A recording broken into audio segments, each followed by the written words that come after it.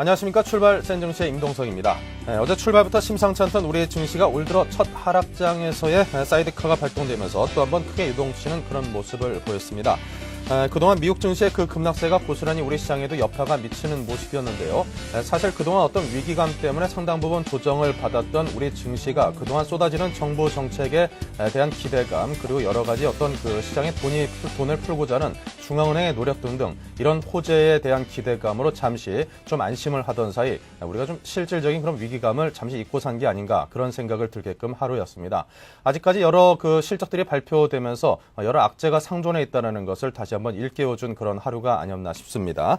자, 지속적으로 우리 시장을 위협하고 있는 글로벌 경제 소식들 자세하게 정리를 해봐야겠죠. 자, 오늘 새벽 뉴욕 증시는 어떻게 움직였는지 서울경제신문 유주희 기자를 전화 연결해 여쭤보겠습니다. 안녕하십니까? 안녕하십니까? 네. 자, 오늘 새벽 뉴욕 증시가 널뛰기 장세였다고 하는데요. 어땠습니까? 예, 어제 뉴욕 증권거래소에서 다우존스 산업평균지수는 전날보다 1.35포인트 오른 8,212.49로 장을 마감했습니다. 6일간의 하락세를 마감하고 소폭 반등한 것인데요. 다우지수는 장중에 200포인트 급락해 한때 8,000선이 붕괴되는 등 널뛰기 장세를 보였습니다. 나스닥 종합지수는 다우지수보다 상승폭이 커서 전일보다 22.20포인트 상승한 1,511.84를 기록했고 스탠더드 앤 푸어스 500지수는 1.12포인트 오른 843.74로 장을 마쳤습니다. 네. 자, 다우지수가 이렇게 장중에 하락세를 보인 이유는 무엇이었을까요? 다우지수가 장중에 하락세를 보인 데는 미국 은행들의 실적 악화 탓이 컸습니다. 금융부실에 대한 우려가 다시 고조돼 금융주를 중심으로 낙폭이 커졌는데요. 우선 이날 JP모건의 4분기 순이익이 76%나 급감했다는 소식이 전해졌습니다. JP모건은 작년 4분기 순이익이 7억 200만 달러, 주당 7센트로 1년 전 29억 7천만 달러, 주당 86센트보다 76%나 줄었다고 밝혔습니다. 이 같은 순이익 규모는 전문가들의 전망치인 주당 1센트를 웃돌면서 적자를 모면하기는 했지만 대규모 자산 상각과 함께 순이익 규모가 급감함에 따라 금융권의 부실 우려를 키웠다는 분석입니다. 또 뱅크 오브 아메리카, BOA가 정부로부터 추가 자금 지원을 받기 위한 협상을 진행 중이라는 소식이 발표되면서 이 같은 불안감이 더욱 확산된 것으로 보입니다.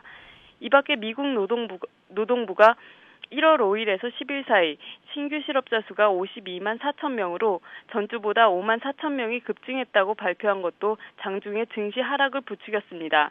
반면 미국 하원 민주당 의원들이 당초 알려졌던 것보다 다소 규모가 확대된 8,250억 달러 규모의 경기 부양 법안을 제안했다는 소식과 유럽 중앙은행의 금리 인하 소식은 주가 반등에 기여했습니다.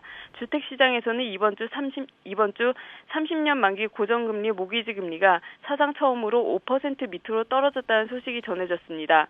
하지만 지난해 주택 압류 신청 건수가 230만 건으로 역대 최고에 달했다는 소식도 잇따라 발표되면서 증시에 별다른 영향을 끼치지 못했습니다. 네.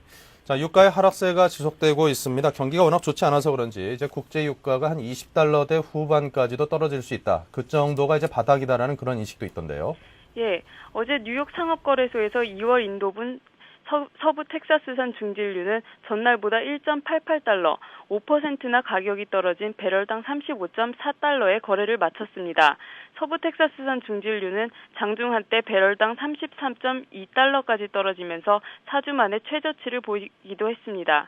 컴플루언스 인베스트먼트 매니지먼트의 수석 전략가인 빌 오그레디는 경기 침체로 인해 원유 수요가 감소하면서 유가가 배럴당 20달러대 후반까지 떨어질 수밖에 없다는 전망을 내놨습니다. 산유국들이 감산 조치를 취해도 유가가 떨어지는 상황이라 이 같은 전망이 상당히 설득력을 얻고 있습니다. 네. 자, 어제 아시아 증시는 어땠습니까? 아시아 주요 시장 시황도 함께 정리해 주시기 바랍니다. 우선 어제 일본 증시는 전날 미국 증시가 하락한 데다가 일본의 핵심 기계류 수주가 사상 최대 감소폭을 기록한 것으로 나타나면서 급락세를 보였습니다. 일본의 11월 핵심 기계류 수주는 전월보다 16.2%나 감소해 사상 최대 감소폭을 기록했고 시장의 예상치인 8.1%를 2배가량 웃돌았습니다. 이 때문에 니케이 지수는 전날보다 415.14포인트, 4.92%나 내린 8,023.31로 마감했습니다. 항생지수도 뉴욕 증시 하락으로 전날보다 3.37% 하락한 13,242.96의 거래를 마감했습니다. 한편 상하이 증시는 낙폭이 제한됐는데요. 뉴욕 증시 하락에 영향을 받기는 했지만 작년 12월 대출이 급증한 것으로 나타나면서 경기가 1, 4분기에 바닥을 칠지도 모른다는 전망 때문에 낙폭이 제한된 것으로 보입니다. 상하이 종합지수는 전날보다 0.44% 내린 1920.21로 장을 마쳤습니다. 네. 자, 지금까지 아시아 증시를 비롯한 전 세계 글로벌 증시에 관한 소식을 자세하게 정리해봤습니다. 서울경제신문 유주희 기자였습니다. 고맙습니다. 감사합니다.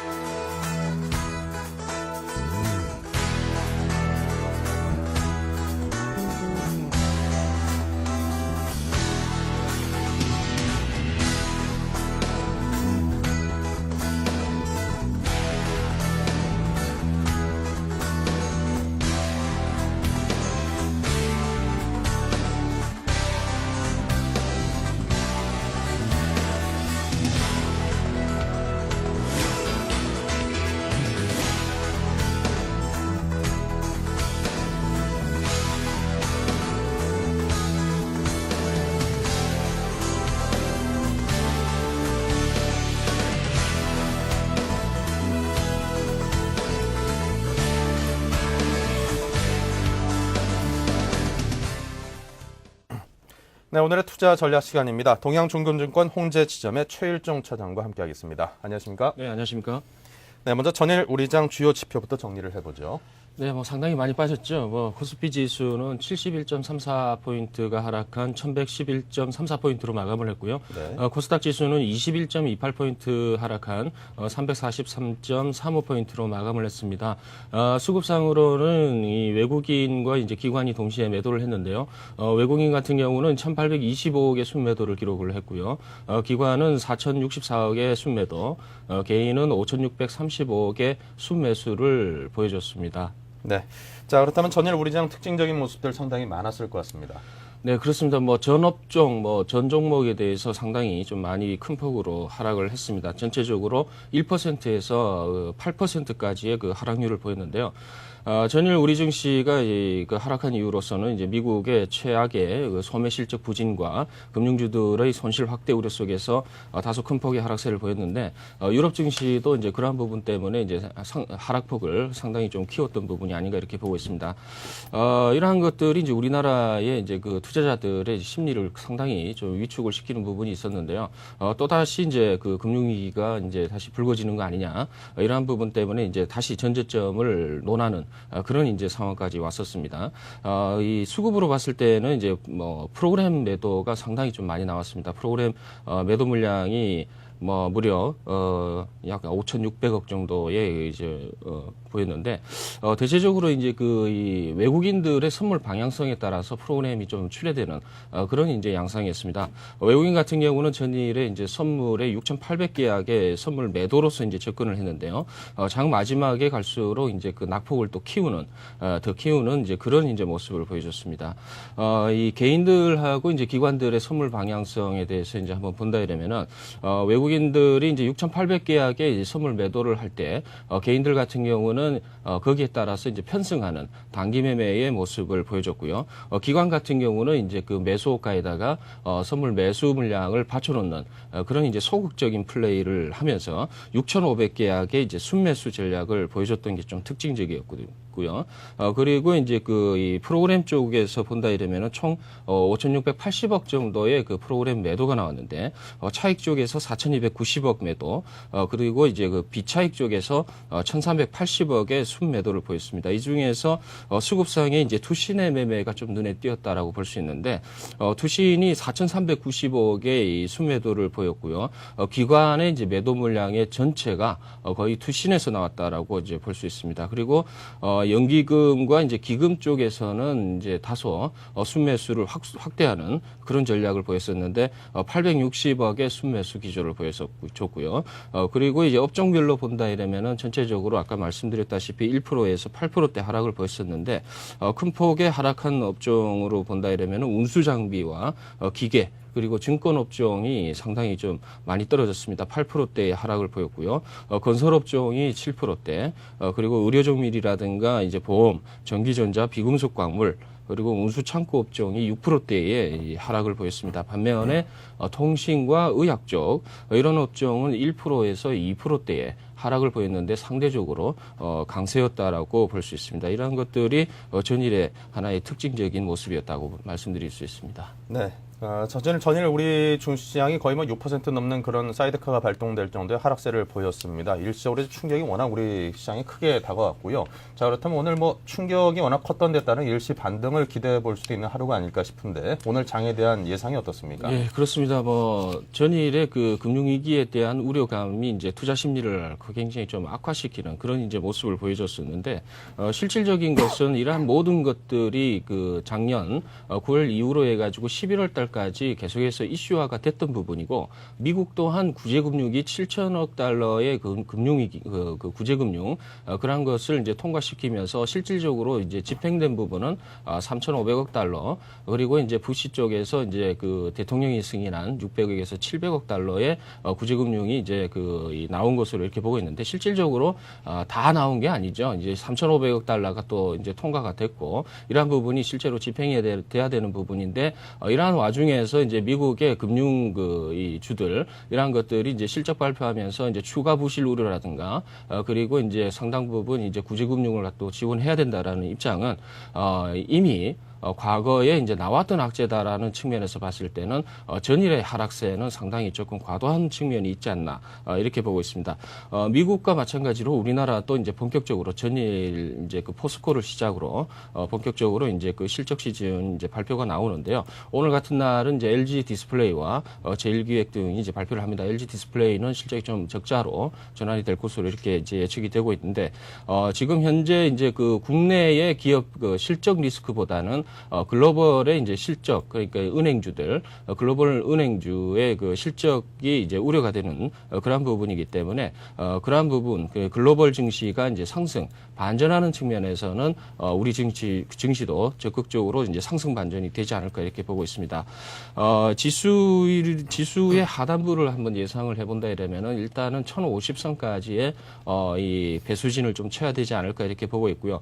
투자 심리 자체가 이제 그 급속도로 회복되지 않을 것으로 본다 이러면은 이 유럽이라든가 미국 쪽에 어느 정도 이제 긍정적인 상승 반전이 좀 나올 때까지 좀 기다려볼 필요가 있다라고 보고 있습니다. 그래서 오늘 우리 증시는 이제 그 미국의 혼조세라든가 상승세 영향을 좀 받아서 전일에 그 이 낙폭과대를 어느 정도 회복하는 그런 모습을 보여줄 수도 있습니다만은 전일에 우리나라가 그 하락했던 것은 현물 쪽에서의 그 외국인이 그 적극적으로 매도를 했다라는 측면보다는 선물 시장에서의 그 이 플레이, 다소 투기적인 부분이 좀 강했다라고 볼 수 있습니다. 저번 주에 외국인들이 순수하게 매수한 순매수 규모가 1조 400억 수준이고요. 최근에 들어서 이제 순매도를 좀 키웠다라는 부분이 있습니다만은 올해 들어서 이제 대체적으로 순매수 기조는 유지가 되는 것으로 봐서는 수급적으로는 지수 하락을 더 키울 수 있는 부분은 아니다라고 이제 보는 부분이기 때문에 이러한 부분을 이제 따져봤을 때는 오늘도 충분히 선물 옵션의 방향성, 외국인의 선물 매수 그리고 프로그램 매수가 들어온다 이러면은 다시금 상승 반전할 수 있는 충분한 여건이 되지 않을까 이렇게 보고 있습니다. 네. 자, 어제 그 하락을 두고 물론 큰 폭으로 하락한 게 반갑지만은 않은 일이긴 한데요. 그동안의 시장 상황이나 어떤 실적 같은 걸 놓고 보면은 지나치게 좀 과열되어 있는 우리 증시를 잠시시켜주는 그런 건전한 하락이었다라고도 분석하는 사람들이 있고 보면은 어제 하락을 보는 시각에 대해서 양면성이 있음을 인정을 해야 될 부분도 있는 것 같습니다. 자, 그렇다면 어떤 전략을 갖고 오늘 장에 임해야 될지 궁금합니다. 투자 전략에 관한 조언도 주십시오. 네, 그렇습니다. 투자 전략은 일단 포커스는 이제 정부 정책 수혜주들과 그리고 이제 향후에 나타나게 될 이제 유동성 랠리에 대한 기대 심리에 의한 이제 그 업종 재편 이런 쪽으로 이제 포커스를 맞추면서 수익률을 찾아가는 그런 전략을 이제 그 말씀을 드릴 수 있을 것 같습니다. 현재로서는 이제 추세적인 전반적인 흐름 자체가 글로벌 그 금융 경색, 금융 위기에 따르는 하나의 심리적인 불안감이 상존이 돼 있기 때문에 그러한 쪽으로 이제 접근을 한다 이러면은 다소 좀 리스크가 있는 것 같고요. 수익률을 좀 찾아가고 조금 변동성을 확대되는 그런 이제 그 업종이라든가 테마 쪽으로 포커스를 맞춰야 된다라는 측면에서 봤을 때는 이 전략 자체는 두 가지 측면, 유동성 랠리 쪽과 그리고 이제 정부 정책 수혜주들 이런 쪽으로 이제 포커스를 맞출 수 있습니다. 첫 번째로서 이제 정부 그 실질적인 금리 인하가 이제 그 시작이 되면서 효과가 유동성 랠리의 효과가 아직까지는 안 나타나고 있는데 이 요번 주에 이제 그 하이닉스 유상 청약도 끝나고 대거 이 유상 청약 자금이 이제 증시에 유입이 된 그런 상황입니다. 그래서 갈 곳을 찾지 못하는 투자자들이 다소 증시로 회귀하는 그런 모습을 보여줄 가능성도 크고요. 이러한 부분에 있어서는 유동성에 대한 하나의 그 이 랠리 그러한 부분이 좀 기대가 될 수 있는 부분이 있습니다. 그래서 이 건설이라든가 증권주 공략은 이제 필수적으로 저점 매수 개념에서 이제 접근을 하셔야 된다라고 보고 있고요. 그리고 이제 정부 정책 관련해 가지고 이제 여러 가지 이제 그 안이 나오고 있는데 이러한 것들이 이제 그 핵심적인 그 단기적인고 이제 그 핵심적인 일부 종목에만 편성돼서 올라가는 게 아니고 이 정부의 이 정책 중심이 전 업종에 걸쳐서 이제 골고루 지수 상승을 견인할 수 있는 업종까지 포함이 돼서 전반적으로 골고루 이제 그 혜택이 돌아간다는 측면에서 이러한 업종들에 대해서는 상당히 좀 적극적으로 이제 접근을 하셔도 된다라고 보고 있습니다. 그래서 일단은 뭐 랠리 관련해서는 이제 증권주 쪽, 이제 증권주 핵심 종목은 이제 대신증권이라든가 현대증권, 그리고 대우증권, 우리투자증권을 중심으로 이제 매매에 임해야 될 것 같고요. 그리고 이제 그 건설업종 같은 경우는 현대산업, 그리고 금호산업, GS건설, 삼호개발 이런 쪽으로 이제 그 핵심 종목으로 관심을 가져야 된다라고 말씀드릴 수 있습니다. 그리고 마지막으로는 이제 정부 정책에 대한 테마가 이제 있는데요. 헬스케어 관련주들이 상당히 좀 강세를 보이고 있죠. 유비케어라든가 LG생명과학 뭐 이런 중심으로 해서 이제 좀 관심을 가져야 될 것 같고요. 그리고 자전거 관련주죠.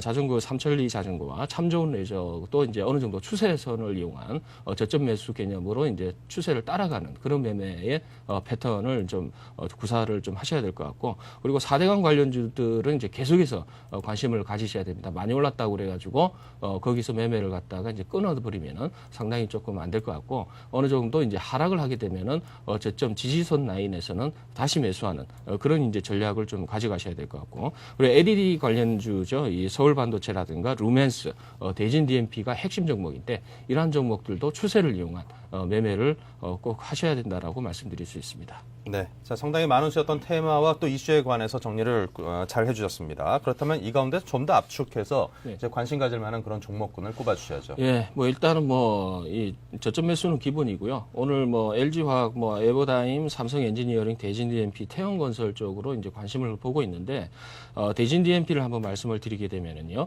대진DMP 같은 경우는 정부 정책 수혜주죠. LED 업종에서의 그 핵심 종목 중에 하나고요. 작년 이제 3분기 말 현재 267억에 달하는 현금 보유로 인해서 재무 구조도 상당히 우수한 상황이다라고 말씀드릴 수 있습니다. 그리고 4분기 영업이익 또한 21억 정도 증가가 21억이 나와가지고 견조한 실적 증가가 지금 진행이 되고 있고요.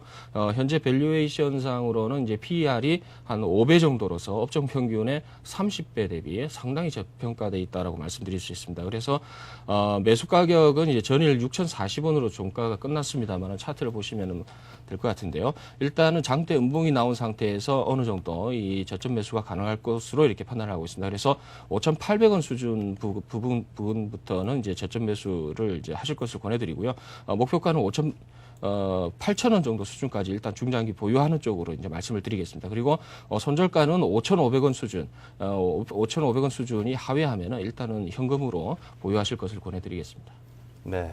자, 이렇게 해서 관심 가질 만한 종목군에 관한 이야기를 했습니다. 자, 다음으로 또 어떤 이야기를 또 해볼까요? 네, 이제 마찬가지로 정부 정책 수혜주로서 태형건설을 말씀을 드릴 텐데요. 태형건설이요? 예, 경인운하 관련해서 이제 상당히 좀 그 전망이 있는 종목이죠. 네. 수자원 양적 개선 관련주입니다. 이런 쪽에서 이제 좀 긍정적인데 인천의 이제 청라지구 토지공사로부터 700억 공사를 수주를 했고요. 알제리와의 그 880억 규모의 공사를 이제 계약 체결함으로써 이제 수주권에 대해서 긍정적인 모습을 보이고 있습니다. 그렇지만은 향후 이제 이 마산 메트로시티라든가 그리고 이제 그 UBS에서의 이 실적 하향 목표 주가 하향 조정은 다소 이제 부정적인 부분이다라고 볼 수 있고요.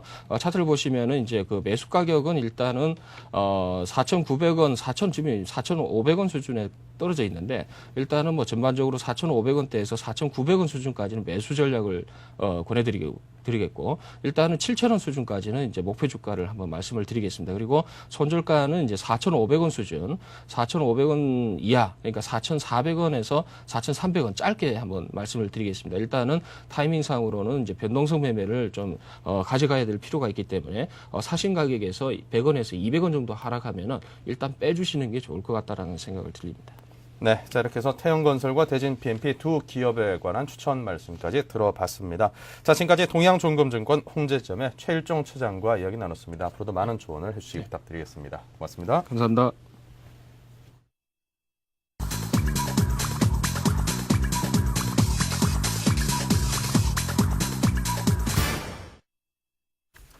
네, 지금 시각이 8시 57분 45초를 막 지나고 있습니다. 동시효과 상황을 통해서 오늘 장에 과연 반등할 수 있을지 재반등 여부에 관한 그런 시험대로 한번 가보겠습니다. 살펴보겠습니다. 자, 오늘 코스피 시장의 움직임인데요. 한 10여 분 전까지 동시효과 상황을 체크할 때보다는 그 상승하고 있는 종목들의 수가 조금은 줄었습니다. 하지만 하락세로 돌아선 종목들도 그냥 보합세라든가 약보합세 정도로 돌아섰기 때문에 아직까지 장중에 상승 반전할 수 있는 여지는 충분히 있다라고 여겨지는데요. 자, 지금 화면에서 보시는 것처럼 삼성전자가 현재 플러스 1.3585%로 오늘 장의 상승을 이끌 견인 차익을 좀 해줬으면 좋겠다. 그런 기대감을 갖게 하는 대목이고요. 포스코와 한국전력이 마이너스 1.11%와 마이너스 0.72%로 1% 조금 못 미치는 그런 하락세를 보이고 있습니다. 현대중공업이 조선주의 대표적인 종목으로서 1.81%의 상승, LG전자와 LG디스플레이, 삼성화재 등등이 1% 내지는 1% 조금 못 미치는 강보합세 상승세를 보이고 있습니다. 자, 그 밖에도 두산중공업, 삼성물산, 현대건설, 우리금융, LG화학, 삼성중공업 등등 적게는 강보합세에서 많게는 4% 가까운 상승세를 이끄는 종목들도 많은데요. 오늘 현대중공업, 삼성중공업 같은 이런 조선주들의 움직임이 오늘 상대적으로 탄력이 있어서 좋고요. 우리금융과 같은 금융주들의 움직임도 좋습니다. 두산중공업도 오늘 모양새가 나쁘지 않습니다. 그 밖에 강보합세 보이는 종목들의 수 상당히 많습니다. 자, 코스닥 쪽의 움직임은 코스피보다 훨씬 더 좋죠. 화면에서 보시는 것처럼 거의 모든 종목들이 상승으로 출발을 할 것처럼 보여지는데요. 태용과 SK 브로드밴드, 셀트리온, 메가스터디 등등 시가총액 상위 종목군에 속하는 종목들이 모두 2%에서 3%대의 상승을 보이고 있습니다. 그 밖에도 평산이 7% 정도의 상승, 현진소재가 5%대 중반의 그런 상승세로 출발할 모습을 보이고 있고요. 유닛은 역시 5% 조금 못 미치는 플러스 4.47%의 상승을 보입니다. 휴맥스와 GS홈쇼핑 그리고 코미팜 등등 아주 소수의 종목들만 제한적인 그런 하락세의 동시효과 상황을 보이고 있습니다. 지금까지 양시장 동시효과 상황이었습니다.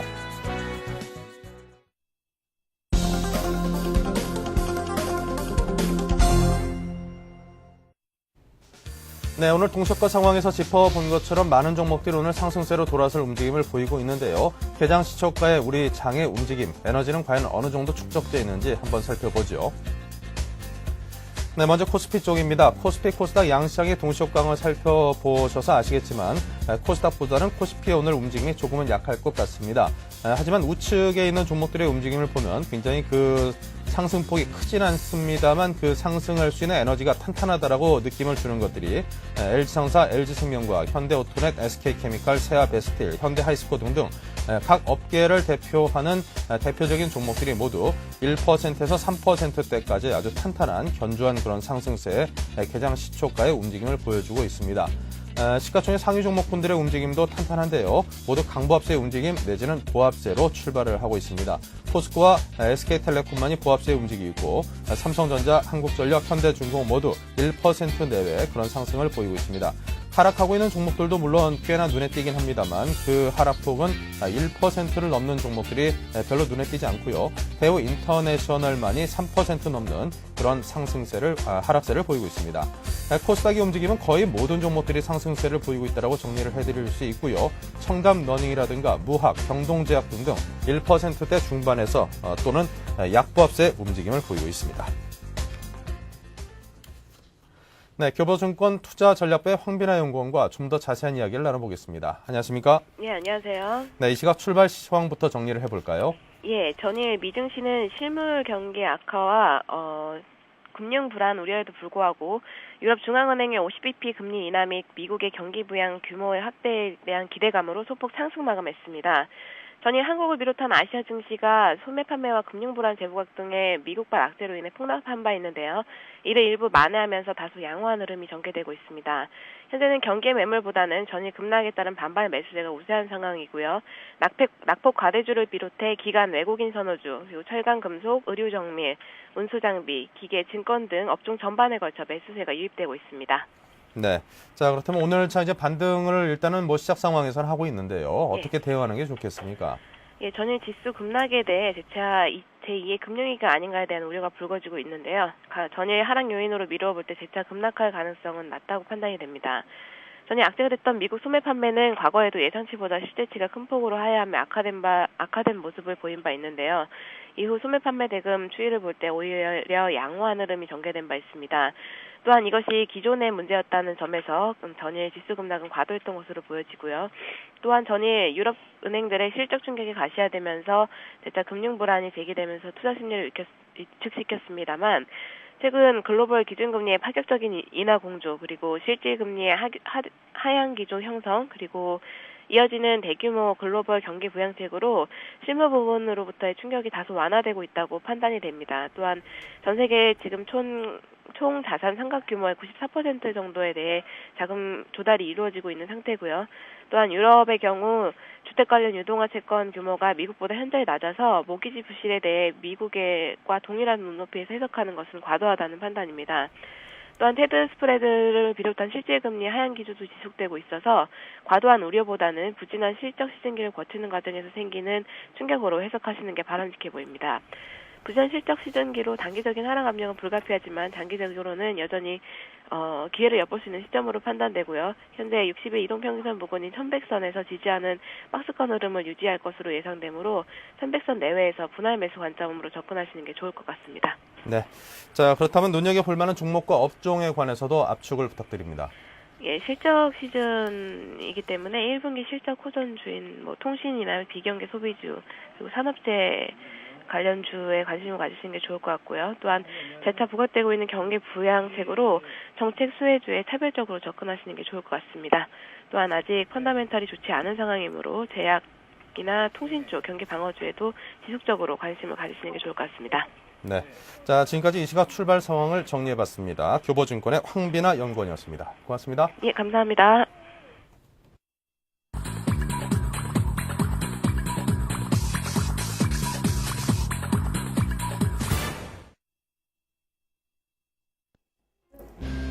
안녕하십니까. 1월 16일 오늘의 서울경제 주요 뉴스 브리핑입니다. 삼성이 사장단 인사에서 삼성전자 경영진을 대거 교체할 것으로 알려졌습니다. 삼성전자의 이기태 부회장과 황창규 사장은 일선에서 물러나고 최도석 사장은 금융계열사로, 박종우 사장은 삼성전기로 자리를 옮기게 됐습니다. 삼성은 오늘 사장단 인사를 발표한 뒤 오는 19일 임원 인사를 단행할 예정입니다. 현대자동차 노조가 이달 중 시행하기로 했던 주간 2교대 시범 실시를 두고 사측과 협의가 이루어지지 않는다는 이유로 파업 수순을 밟기로 했습니다. 회사를 압박하기 위한 결정이었지만 노조 이기주의가 지나치다는 비판이 거세지고 있습니다. 세계 3대 신용평가기관 중 하나인 무디스가 어제 국내 10개 금융사의 신용등급을 하향 조정할 가능성을 내비쳤습니다. 외화 채무 제조 등의 어려움을 겪은 은행들이 정부의 외환 보유액에 점점 더 의존하고 있기 때문입니다. 또 스탠더드 앤 퍼스와 피치도 현대, 기아자동차 그룹 내 주력 계열사들의 신용 등급을 낮췄습니다. 강남권 일대의 아파트 가격이 다시 꿈틀대는 모습입니다. 일부 아파트 단지의 경우 전세는 물론 매매 호가도 최근 한 달 사이에 수천만 원에서 수억 원 이상씩 올랐습니다. 하지만 다수의 전문가들은 이 같은 호가 강승세가 지속되기는 힘들 것으로 내다봤습니다. 저축은행을 비롯한 서민 금융기관들이 건전성 관리를 위해 가계대출을 억제하고 있습니다. 금융감독당국은 여신 전문 금융회사들의 자유 구조조정을 유도하기 위해 유동성 지원을 자제하고 있습니다. 정부가 방침을 바꾸지 않는 한 60여 개의 여신금융회사가 사라질 것으로 보입니다. 미국 기업 2곳이 국내 증시에 상장하기 위해 기업 공개를 추진하고 있습니다. 업계에 따르면 타이어 부품 회사 등 제조업체 2곳이 국내 증권사들 대상으로 주관사 선정에 들어갔습니다. 이들 업체가 상장에 성공하면 국내 증시에 상장한 최초의 미국 업체로 기록됩니다. 카지노 이전을 둘러싸고 벌어진 법적 공방에서 워커힐 호텔이 카지노 운영권자인 파라다이스에 판정승을 거뒀습니다. 법원이 이전 불가 판결을 내려 카지노 영업장의 롯데호텔행을 막은 겁니다. 하지만 카지노 허가권 명의를 돌려달라고 한 워커힐의 청구는 기각됐습니다. 전국 국립공원 면적의 2에서 3%가 공원에서 해제됩니다. 또 공원에 식당이나 숙박시설이 몰려있는 지역은 국립공원에서 제외됩니다. 환경부가 내년 전국 20개 국립공원에 공원구역 조정 작업에 나설 예정이어서 국립공원 안에서 생활에 불편을 겪었던 주민들의 혜택이 예상됩니다. 이상 오늘의 서울경제 주요 뉴스 브리핑이었습니다.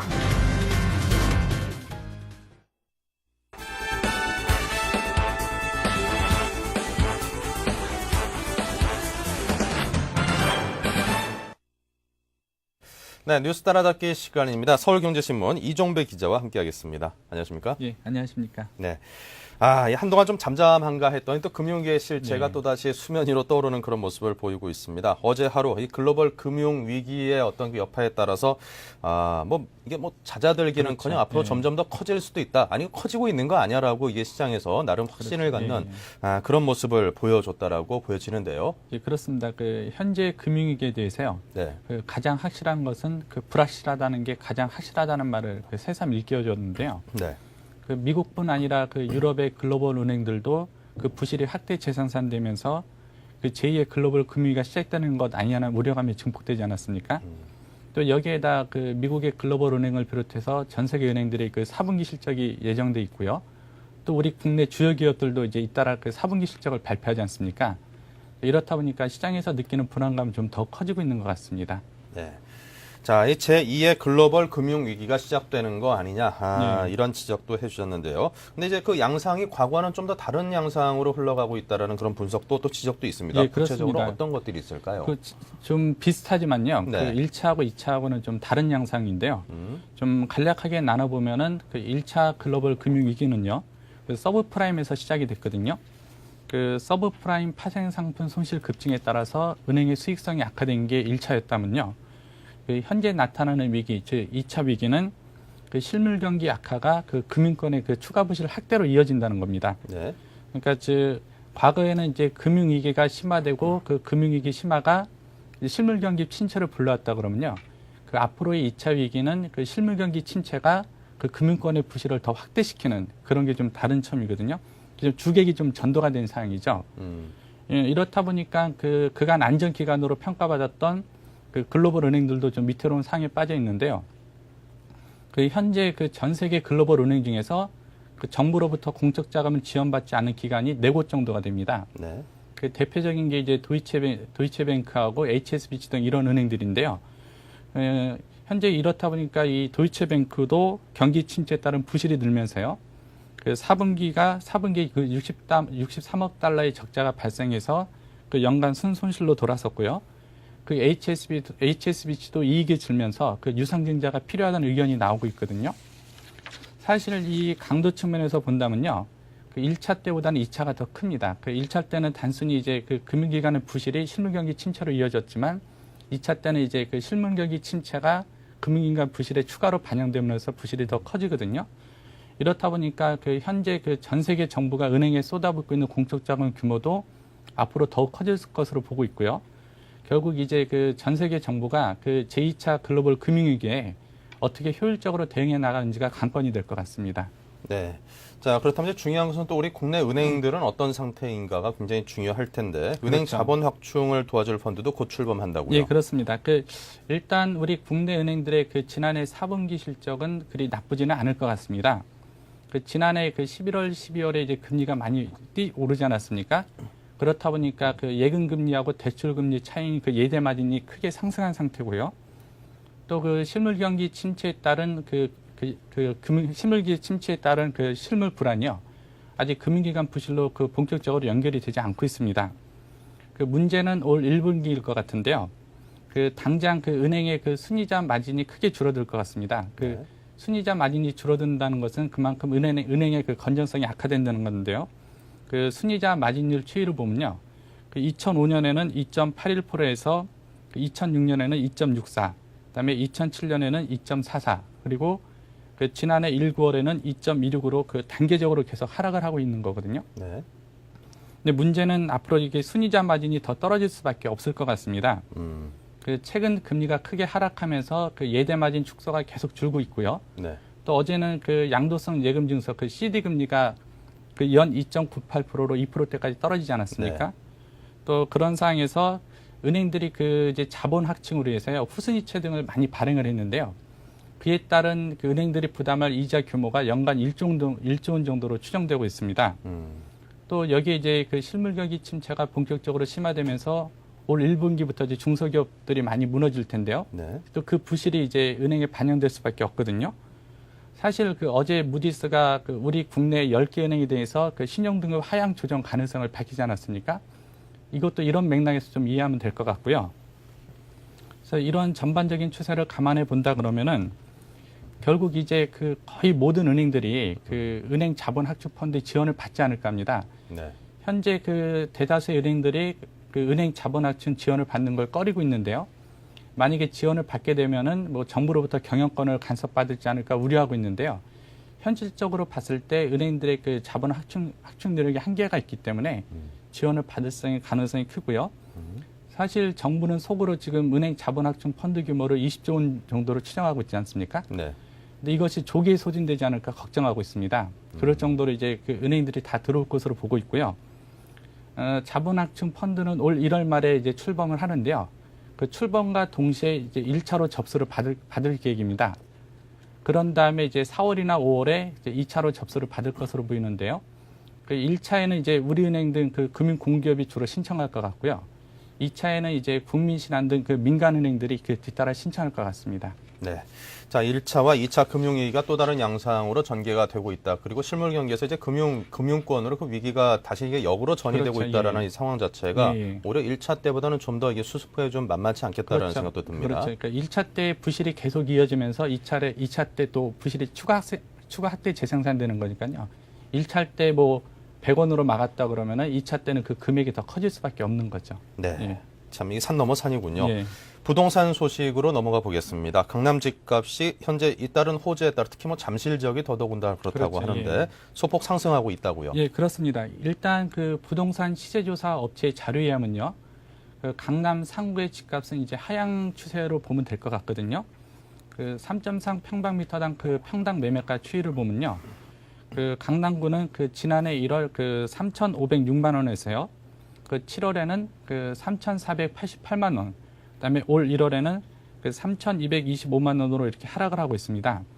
그 서초구도 역시 그 평당 매매가가 그 지난해 1월 그 2,736만 원에서 올 1월에는 2,557만 원으로 하락을 했고요. 그 송파구도 이 기간 동안에 2,522만 원에서 2,330만 원으로 좀 하락을 했는데요. 그 시세는 보시면 약간 이렇게 하향 보합세를 유지하고 있는데 그 최근 들어 이제 호가가 상승하고 있다고 하거든요. 강남 일대 그 부동산 중개업계에 따르면은 매도 호가가 최고 2억 원 이상 상승한 것으로 조사되고 있는데요. 개포주공 1단지 56평방미터, 그러니까 16평형대거든요. 네. 그 지난해 12월 초까지만 해도 그 8억 원대에서 매도 효과가 형성이 됐었는데 현재는 이제 11억 원까지 상승한 것으로 조사되어 있습니다. 단 이제 그 매도 호가는 이렇게 상승을 하고 있지만요. 아직까지는 그게 수요로 연결되지는 않고 있다 보니까 경기 침체 등 여러 여건을 고려해 볼 때 이게 일시적인 현상일 가능성이 좀 큰 것 같습니다. 네. 야, 그렇다면 이제 향후 집값이 어떻게 움직이느냐가 중요할 텐데 그 예. 전망을 어느 쪽으로 잡고 계십니까? 그렇습니다. 그 성장률이 올해 그 마이너스까지 예견되고 있고요. 아직 그 4분기 실적이 4분기 우리나라 경제 성장률이 발표되지 않았는데요. 4분기가 3분기보다 더 악화될 것 같고 네. 또 올 1분기는 또 지난해 4분기보다 더 악화될 것으로 예측되고 있거든요. 네. 그러니까 이렇게 그 경제 상황이 안 좋은 상태에서 부동산 값만 그 나홀로 상승한다는 것은 좀 현실성이 좀 떨어진 것 같고요. 결국 그 현재 흐름을 볼 때 그 부동산 가격도 경기 흐름에 따라 좀 움직일 수밖에 없을 것 같고요. 그 만약 그 우리 경제가 상반기 이제 바닥을 다지고요. 하반기에 이제 소폭 회복세로 반전된다 그러면은 그 이후에 지금 본격적인 이제 집값 상승을 기대해 볼 수 있을 것 같고요. 그 문제는 그 현 시점에서 집값이 더 이상 떨어지지 않는 게 중요하거든요. 네. 예를 들어 그 대출 금리가 현재 그 많이 떨어지지 않습니까? 뭐 신규 대출 같은 경우는 4에서 5%까지도 대출 금리가 형성이 돼 있는데 근데 집값도 같이 하락하게 되면은 대출 금리 하락에 따른 가계 대출 이자 부담 완화 효과가 거의 없게 됩니다. 그러니까 이제 대출 금리 하락과 부동산값 하락이 동시에 나타나게 되면은 우리 경제 안 좋은 현상이 나타날 수밖에 없거든요. 사실 그래서 이제 정부도 이제 가계 대출 부실 축소라든지 이런 것들을 위해서 그 대출 금리는 지속적으로 하향 안정화시키려고 노력을 하고 있는 반면에요. 네. 그 집값은 그 현행 수준에서 그 유지하려고 많은 노력을 하고 있습니다. 네. 또 사실 이제 그 집값이 만약에 상승해서 투기가 발생한다.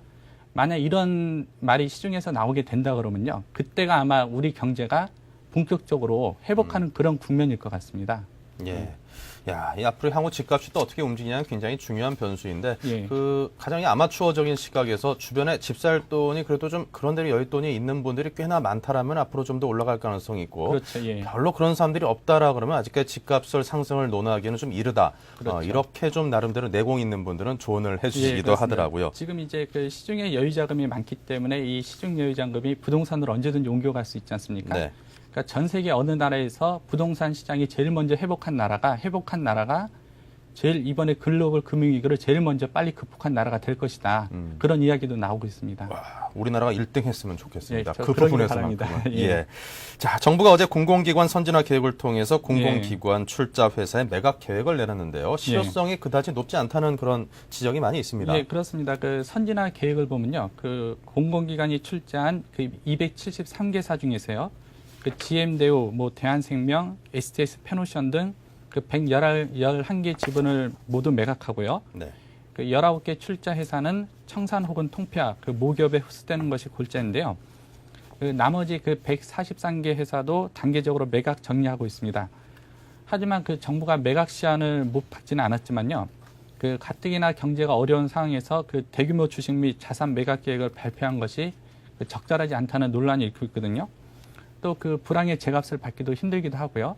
사실 정부가 그 우리은행 소수 지분 매각을 2007년부터 계속 추진해오고 있는데 현재까지도 못하고 있거든요.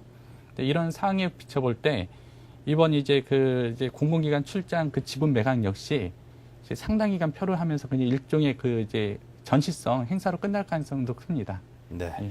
자, 그 밖에 이제 경제계의 이슈가 되고 있습니다. 예. 삼성 사장단 인사. 이번에 무척이나 큰 폭으로 단행될 것이라고 예정이 그렇죠. 돼 있는데, 자, 많은 관심을 끌고 있죠. 그렇죠. 그 오늘 인사가 나오죠. 이제 오늘 인사가 뚜껑이 열리게 되는데요. 보통 이제 그 삼성 사장단 임원의 경우 통상 2, 3년 정도가 교체직이었다고 합니다. 네. 근데 이번에는 지난번 이제 삼성 특검 때문에 그 임원진 교체가 이루어지지 않았지 않습니까? 네. 이런 것 때문에 그 임원진 교체 폭이 더 클 것 같은데요. 여기서 저희가 좀 눈여겨볼 것이 그 삼성의 조직 개편 같습니다. 그 현재 그 삼성은 뭐 기술, 반도체, LCD는 이제 그 6개 조직으로 나눠져 있는데요. 이 6개 조직을 2개 조직으로 이제 흡수 통합하는 게 골자인 것 같은데요. 즉 이제 그 현재 위기를 타파하기 위해서는 그 이제 그 조직을 단순화하고 그 위기 통로를 더 단순해야 된다. 그런 좀 그런 의미가 내포되는 것 같고요. 또 현재 가장 큰 시장의 관심은 이제 삼성전자의 4분기 실적 발표입니다. 네. 삼성전자 4분기 실적 발표가 오는 23일로 예정되어 있는데요. 이 실적 발표에 대해서 많은 분들이 관심을 갖고 있는데 그 최근 증권업계에서 나온 보고서로 보면은 그 삼성전자가 4분기에 약 5,700억 정도의 그 영업 손실을 기록할 것으로 전망을 했고요. 또 이 같은 적자가 2분기까지도 지속될 수 있다는 그런 분석도 나오고 있거든요. 네. 그래서 그 삼성전자가 그 이제 관리에 삼성일 정도로 더 뛰어난 이제 위기 능력을 갖고 있는 조직인데 과연 그 4분기에 어떤 실적을 기록했을지가 좀 관심이 될 것 같습니다. 네. 우리나라 최대 기업 집단의 어떤 인사라기보다는 이제 그 그렇죠. 이후에 인사에 네. 따른 앞으로 그 기업의 운영 방향과 또 어떠한 쪽으로 전략 사업을 잡아나갈 그렇죠. 것이냐. 네, 그런 것들을 점쳐볼 수 있기 때문에 굉장히 큰 관심을 끌고 있는 것이겠죠. 자, 지금까지 뉴스 따라잡기 서울경제신문의 이종배 기자와 함께했습니다. 고맙습니다. 네, 감사합니다.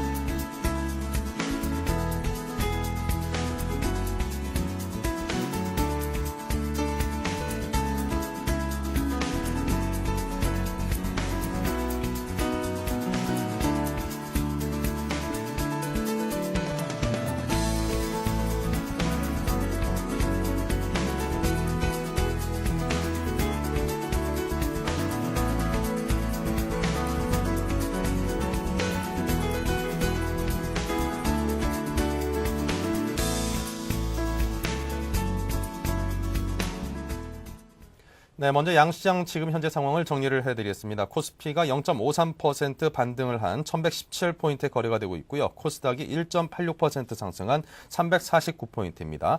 환율은 9시 17분 현재 12원 50전이 하락을 했습니다.